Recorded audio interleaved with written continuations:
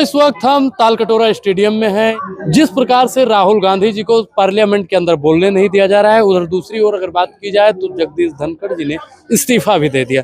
क्या नाम हो अभी आपका? मैं जयकरण वर्मा हूँ जी। अयोध्या से चलकर यहाँ पर आया। आपने देखा होगा कि उपराष्ट्रपति जी ने इस्तीफा दे दिया, वही दूसरी ओर राहुल गांधी जी को पार्लियामेंट में बोलने नहीं दिया जाता। इस पर क्या कहेंगे आप? क्या आपको लगता है कि जो व्यक्ति मोदी के सदन में, मोदी की सभा में अगर जो जनता की आवाज बनकर बोलेगा, महिलाओं की बात करेगा, शिक्षकों की बात करेगा, किसानों की बात करेगा, रोजगार की बात करेगा, आप जैसे लोगों की नौकरियों की बात करेगा, क्या आपको लगता है कि मोदी उसको बोलने देंगे? मोदी जी देश के डरे हुए प्रधानमंत्री, मोदी जी डरे हुए हैं, सहमे हुए हैं और एकदम से घबराए हुए हैं। जिसने ये कहा कि हमारा 56 इंच का सीना है और जिसको एक हमारे दूसरे मुल्क के एक राष्ट्रपति के द्वारा एक बंदर घुड़की देने के बाद वो सीजफायर करने का काम करता है, ऑपरेशन सिंदूर खत्म करने की घोषणा कर देता है, ऐसा प्रधानमंत्री हमारे देश के लिए घातक नहीं है तो क्या है? नरेंद्र मोदी देश के लिए घातक? क्या आपको लगता है कि अगर जो हमारे देश के नौजवानों को नौकरी नहीं मिलती है तो वो घातक है कि नहीं? इसी दिल्ली के बॉर्डर पर बैठकर हजारों किसान शहीद हो गए, तो क्या नहीं आपको लगता है कि वो घातक है कि नहीं? इस देश में ऑपरेशन सिंदूर किस तरह से फेल कर दिया गया, हमारे देश के सैनिक मारे जा रहे हैं, इस पर देखिए आप कितने हमले हुए, इस पर जांच कहां चल रही है? ये घातक नहीं है तो क्या है? अगर जो आप जैसे नौजवान पत्रकार इसको घातक नहीं मानते हो तो मैं दुर्भाग्य मानूंगा अपना कि आपसे मेरी बात हो रही है। आपको अगर जो अपना भविष्य नहीं दिखाई पड़ता है, आपको इस देश की भविष्य नहीं दिखाई पड़ता है,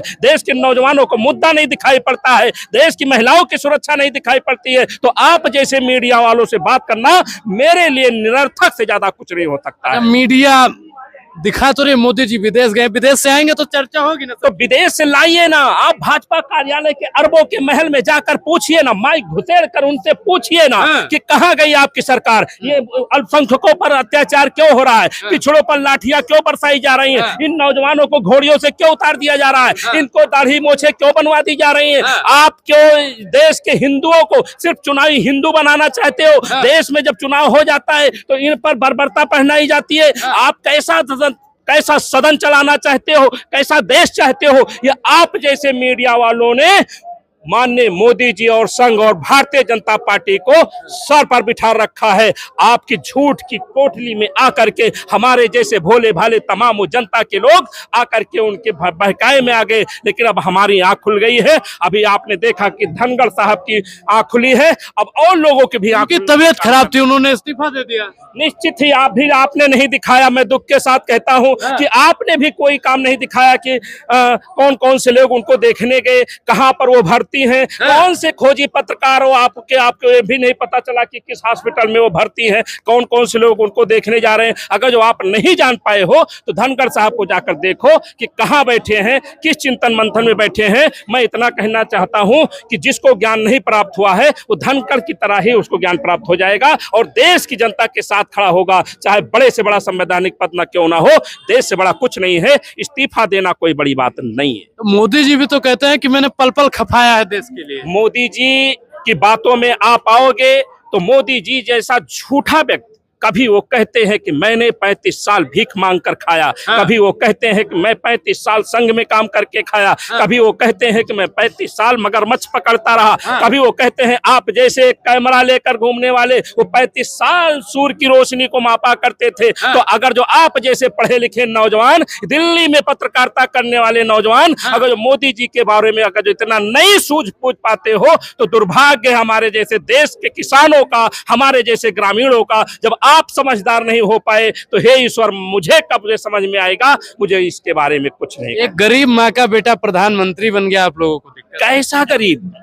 अगर जो ऐसा गरीब तो मैं तो कहता हूं आप मुझे उसका थोड़ा से अंश दे दीजिए। कौन सा गरीब जो इस देश के गरीब जनता को पर्दे से ढक दिया करता हो, जो इस देश की जनता को, गरीबों को न्याय देने का काम न करता हो, जो किसानों को लाठियां और गोलियां बरसाने का काम करता हो, अगर जो ऐसा ही गरीब आपको गरीब नजर आता है तो मुझे इसके बारे में और कुछ नहीं कहना। नरेंद्र मोदी आएंगे, सदन में चर्चा होगी। क्या चर्चा राहुल गांधी करना चाहते हैं बताइए, और भी लोग हैं चर्चा हो? ये बताइए देश का वजीर आलम कौन है? नरेंद्र मोदी है कि आप है कि मैं हूं? चर्चा किससे हुई? घर के मालिक से नहीं होगी, किससे होगी? उनके मंत्री के पास, उनकी कैबिनेट के पास एक पैसे की ताकत है, एक पैसे की हिम्मत है कि जो निर्णय ले सके।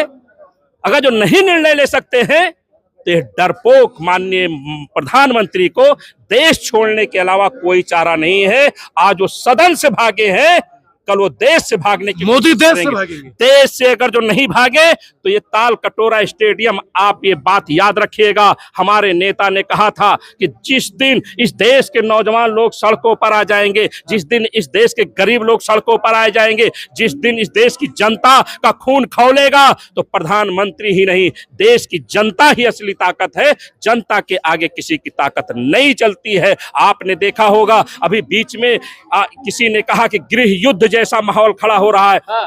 जब जब गृह युद्ध जैसा माहौल खड़ा होता है तब तब इस देश के संग भाजपा और माननीय मोदी जी इससे चर्चा हटाने के लिए वो एक नया शुभोका छोड़ने का काम करते हैं। लेकिन अब देश की जनता समझ चुकी है, अब उनका बहुत अच्छा दिन नहीं आने वाला है। देश उनको जान चुका है। मोदी जी कहते हैं अच्छे दिन आएंगे, भाजपा कहती है अच्छे दिन आएंगे। वो आप लोगों के लिए हो सकता है, हम दो हमारे दो के लिए हो सकता है। क्या आपको नौकरी मिली? आपको नौकरियां मिली? कितने लोगों को मिल रही है? सड़कों पर जो लोग बेरोजगार घूम रहे हैं कौन से लोग हैं? आज किसान जो आत्महत्या कर रहा कौन से लोग हैं? आप जैसे मीडिया वालों को हजारों किसान यहाँ पर दिल्ली की बॉर्डर में शहीद हो गए, वो कौन से लोग हैं? अगर जो नहीं दिखाई पड़ता है, आज बहन बेटियों के साथ जो अत्याचार हो रहा है इसी दिल्ली की धरती पर, इसी बॉर्डर पर हमारे देश की बहादुर बेटियां जो देश के तिरंगे को बड़ा करने का काम करती, सलाम करने का काम करती, सम्मान करने को उन्हीं को यहीं पर घसीटा गया, तब आप जैसे पत्रकारों ने भाजपा से सवाल नहीं पूछने का काम किया। आप लोग मीडिया से क्या नाराजगी है भाई? मीडिया से वो नाराजगी है जो नाराजगी आज भारतीय जनता पार्टी से है। जिस दिन इतिहास लिखा जाएगा इस देश में बर्बादी का, उस दिन दूसरा नाम इस देश की मीडिया और गोदी मीडिया का जरूर लिखा जाएगा। अगर जो नहीं लिखा जाएगा तो अधूरा साबित होगा। पहला नाम किसका होगा?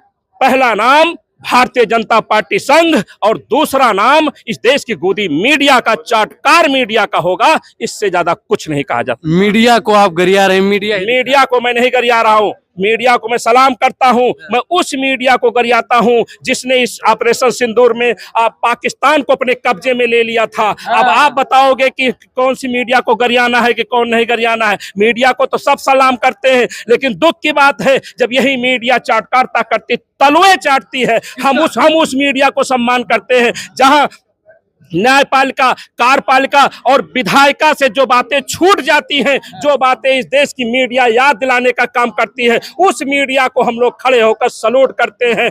आज की जो मीडिया है जो मोदी जी की चरण वंदना करती है, उस पर सलूट करने की तो बात दूर, हम उस पर थूकते भी नहीं है, इसलिए कि वो इतनी गंदी हो चुकी है कि हमारा मन भी गंदा हो जाएगा।